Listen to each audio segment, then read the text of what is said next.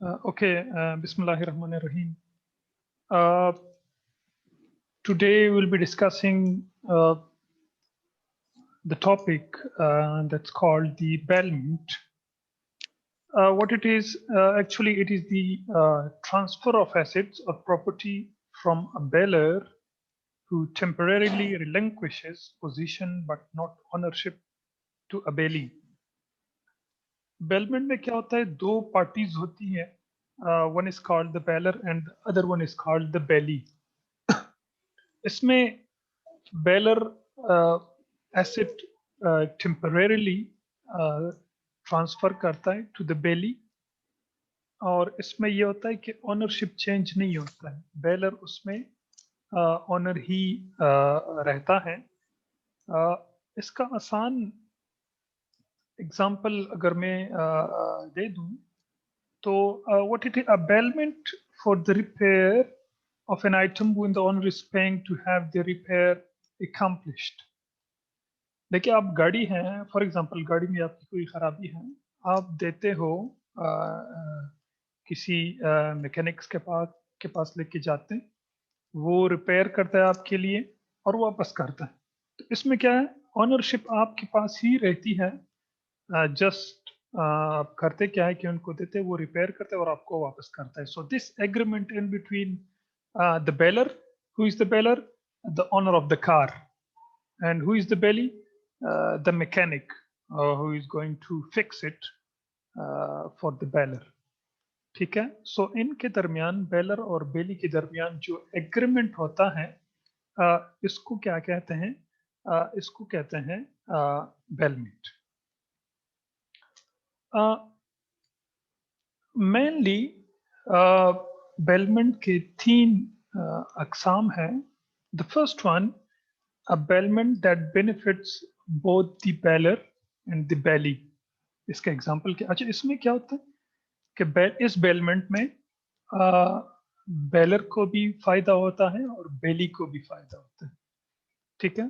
For example, an example of this would be parking your car in a paid parking lot. आप जाते हैं, आपके पास गाड़ी है, पार्किंग, फॉर एग्जांपल आप हॉस्पिटल जाते हैं तो वहाँ पे पेड पार्किंग वाले मौजूद है. आपको एक रसीद देते हैं, से 40 रुपीज़ का या 50 रुपीज़ का. आप अपनी गाड़ी पार्क करते हैं, ठीक है, और वापसी पे, मतलब अपना काम ख़त्म करके वापसी पे आप पैसे मतलब पे करके गाड़ी वापस लेके जाते हैं. तो देखिए, इसमें दोनों का फ़ायदा हुआ. दोनों का फ़ायदा कैसे?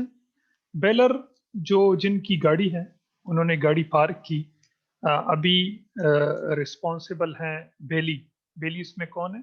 जो पार्किंग वाले हैं. वो 50 रुपीज़ का पर्ची देते हैं. ठीक है.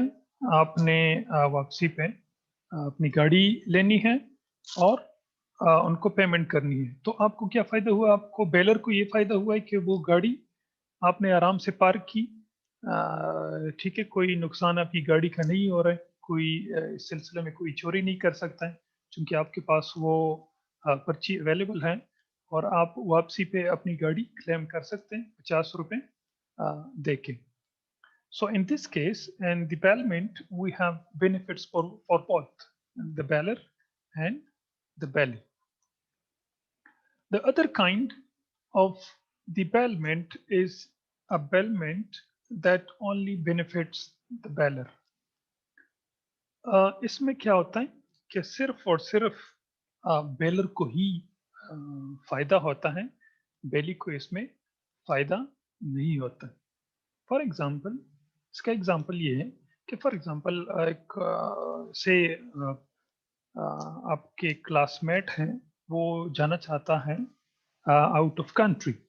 ठीक है. उनके पास गाड़ी है. वो क्या करते हैं, वो आपको गाड़ी देते हैं कि यार आप ऐसा करें कि चूंकि आपके पास आपके घर में गैराज है, तो ये आप अपने पास थोड़े अरसे के लिए, एक महीने के लिए, 2 महीनों के लिए यहाँ पे खड़ी करें, मैं वापसी पे आपसे ले लूँगा. इसमें क्या है, बेलर कौन है? बेलर वो शख्स है जिन्होंने गाड़ी दी आपको कि आप अपने गैराज में इसको खड़ी करें. ठीक है.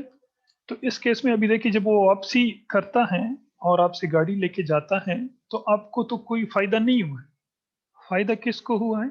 بیلر کو ہوا ہے. مطلب وداؤٹ اینی پیمنٹ بیلر نے گاڑی کھڑی کی اور ابھی جو ہے آپ سے گاڑی انہوں نے واپس کلیکٹ کی, تو آپ کو کوئی فائدہ نہیں ہوا. دس از the second kind of the bailment. The third kind form of the bailment, a bailment that only benefits the bailee. یہ کون سی قسم ہے؟ یہ وہ قسم ہے جس میں صرف اور صرف بیلی کو فائدہ ہوتا ہے, بیلر کو فائدہ نہیں ہوتا ہے. ٹھیک ہے. A common example of this would be checking out a book or movie from the library. You would be the belly in this situation because you would be taking the book or movie. The library, who is the bailer, would receive no benefit from loaning out the book, but would still expect it to be returned at the end of the rental period. دیکھیے اس قسم کے bailment میں جس میں صرف اور صرف فائدہ بیلی کو پہنچتا ہے, اس کا انہوں نے آسان سا اگزامپل دیا کہ آپ لائبریری جاتے ایک بک ان سے کلیکٹ کرتے ہیں اور وہ بک پڑھتے ہیں. ٹھیک ہے. اس کیس میں بیلی کون ہے اور بیلر کون ہے؟ بیلر جو ہے وہ شخص ہیں یا لائبریرین ہے جنہوں نے آپ کو بک دی ہے, اور بیلی وہ اسٹوڈنٹ ہیں یا جو کوئی بھی شخص ہو جنہوں نے وہ بک لے لیا ہے اور وہ اسٹڈی کی ہے. تو فائدہ اس میں کس کو ہوا؟ صرف اور صرف بیلی کو ہوا. بیلر کو آپ نے نہ کوئی پیمنٹ کی ہے نہ کچھ اور چیز دی ہے. So this is the third form of the bailment. اس میں یہ بھی ہے کہ جس طرح بھی انہوں نے مووی کی اگزامپل دی, آپ ابھی فار ایگزامپل لائبریری میں موویز بھی بعض بڑی بڑی لائبریریز میں جو کہ مطلب انفارمیٹیو ٹائپ موویز ہوتی ہیں, ان کی سی ڈیز اور یہ پڑے ہوتے ہیں, تو وہ آپ کلیکٹ کر سکتے ہیں اور اس کو دیکھ سکتے ہیں. تو اس کیس میں لائبریرین جو ہے وہ بیلر ہیں, انہوں نے آپ کو دے دی, آپ نے فائدہ اس سے اٹھایا. تو فائدہ صرف اور صرف ہوا کن کا؟ بیلی کا. So this was the third form of the bailment. Moving forward, what are the duties of the bailer? مطلب بیلر وہ شخص, I'm going to repeat it, وہ شخص جو ایسٹ دے دیتا ہے اس کو بیلر بولتے ہیں. What are the different duties of the bailer? The first one is to disclose faults. دیکھیں جس طرح میں نے پہلے اگزامپل دیا تھا, اگر آپ نے کسی میکینک کو اپنے گاڑی آپ نے چھوڑی ہے, اس کیس میں آپ نے فالٹس آئیڈینٹیفائی کرنے. ٹھیک ہے. یہ آپ کی ڈیوٹی ہے کہ جب آپ نے گاڑی ان کو دینی ہے ان کو بتانا ہے کہ اس میں کیا کیا فالٹس ہیں. This is your duty. ٹھیک ہے.